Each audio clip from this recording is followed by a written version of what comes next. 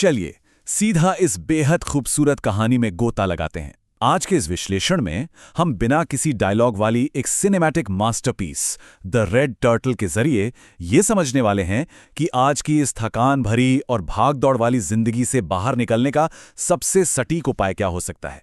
मतलब modern life की anxiety का एक बहुत ही शानदार एंटीडोट।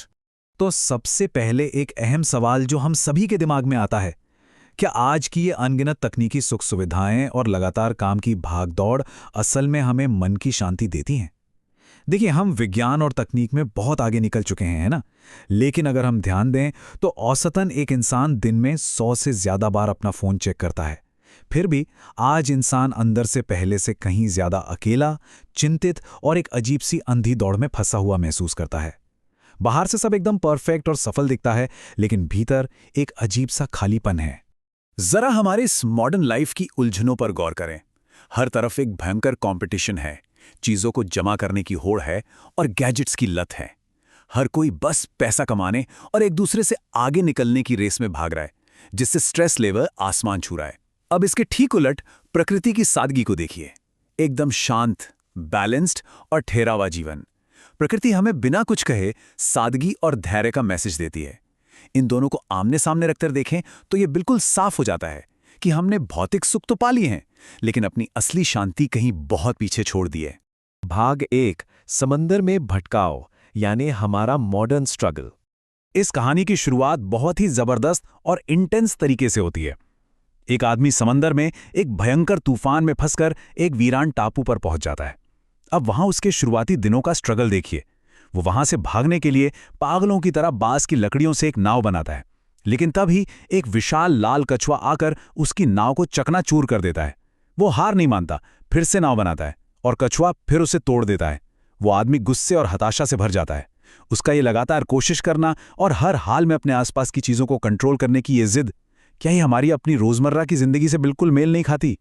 हम भी तो हर दिन अपनी प्रोग्रेस के लिए ना जाने कितनी काल्पनिक नावें बनाते हैं, और जब हालात हमारे खिलाफ होते हैं तो हम बस फ्रस्ट्रेशन और थकान से भर जाते हैं। और यहीं पे एक बहुत ही दिलचस्प बात सामने आती है। जब हम लगातार प्राकृतिक बहाव के खिलाफ लड़ते हैं तो हमारे कंट्रोल का वो जो इल्यूजन है वो पूरी तरह टूट जाता है। उस आदमी की वो टूटी हुई नावें बिल्कुल इस बात का आईना है कि कैसे आज तकनीक पर हमारी डिपेंडेंसी और कंपटीशन का ये प्रेशर हमें मेंटली तोड़ देता है और हमें डिस्कनेक्ट कर देता है। हमें लगता है कि हम सब कुछ कंट्रोल कर सकते हैं अपने स्मार्टफोन से, अपने पैसों से, लेकिन सच तो ये है कि जब कोई अचानक से प्रॉब्लम आती है तो हम खुद को बिल्कुल बेबस पाते हैं। भाग 2, सरेंडर और कनेक्शन, यानी प्रकृति के साथ मेल। अब यहां से कहानी का पेस थोड़ा धीमा और गहरा हो जाता है। ये वो टर्निंग पॉइंट है जहां सारा गुस्सा एक बहुत ही गहरी करुणा में बदल जाता है। होता यह है कि वो आदमी गुस्से में उस लाल कछुए को पलट देता है, जिससे वो कछुआ तड़पने लगता है, लेकिन फिर उसे अपनी इस हरकत पर बहुत पछतावा होता है। उसके दिल में उस कछुए के लिए एक अजीब सी दया पैदा होती है और वो उसे बचाने की कोशिश करने लगता है। और तभी एक चमत्कार होता है। वो मरता हुआ कछुआ अचानक एक लाल बालों वाली सुंदर स्त्री में बदल जाता है। ये बहुत ही इमोशनल सीन है जो हमें बताता है कि जब हम अपने इस एग्रेसिव मॉडर्न ईगो को साइड में रख देते हैं, तब हमारे जीवन में एकदम अनपेक्षित और बहुत ही गहरे रिश्ते जुड़ने के दरवाजे खुल जाते हैं। तो सबसे क्रूशियल पॉइंट यहां पर यह है, जहां खुशियां मिल जाएं, समझो वही घर बन जाता है। वो आदमी अब उस टापू से भागने की जिद छोड़ देता है, नाव बनाना बंद कर देता है। उसे ये बात समझ आ जाती है कि सच्ची शांति हमेशा यूं ही दौड़ते रहने या कुछ हासिल करने में नहीं है, बल्कि प्रकृति के साथ उसी हाल में खुश रहने में है।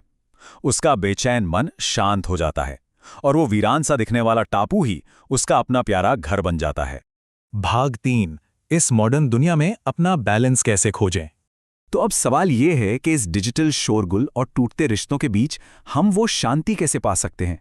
प्रकृति से दोबारा जुड़ना ही इसका सबसे सॉलिड उपाय है। सबसे पहले स्क्रीन टाइम और सोशल मीडिया को थोड़ा लिमिट करना होगा। इस वर्चुअल दुनिया से बाहर निकलना बहुत जरूरी है। दूसरा, योग, प्राणायाम और ध्यान का अभ्यास, ये हमारे मन को एकदम शांत कर देते हैं। इसके अलावा रोजाना कुछ समय पार्कों या खुली हवा में बिताना, अपने भीतर करुणा और मॉरल वैल्यूज को जगाना, और सबसे अहम, परिवार और समाज के साथ अपने रिश्तों को मजबूत करना।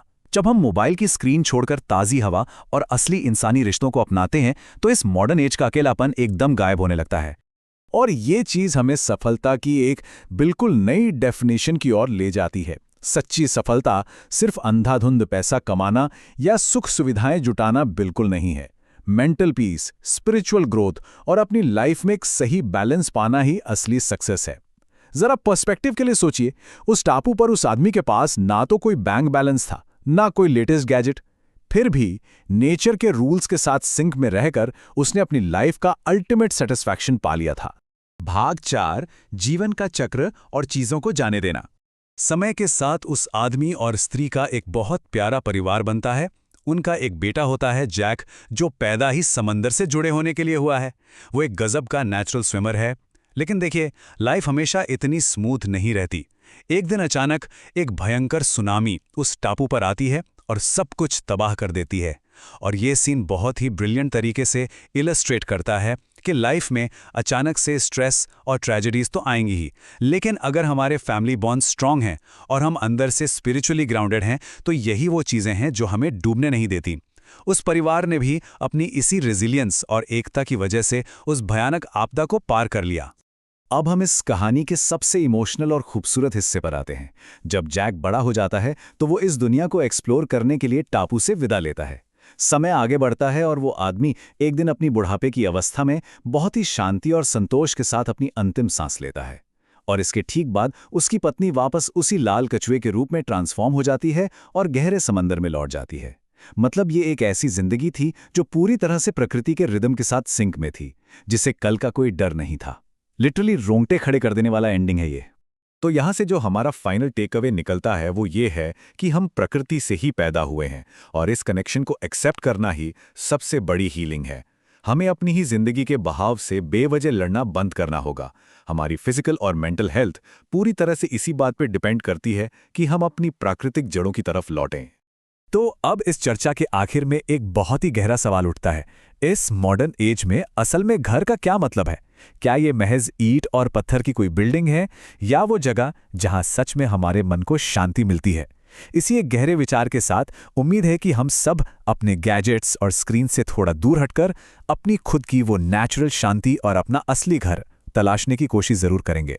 आज के इस विश्लेषण में बस इतना ही।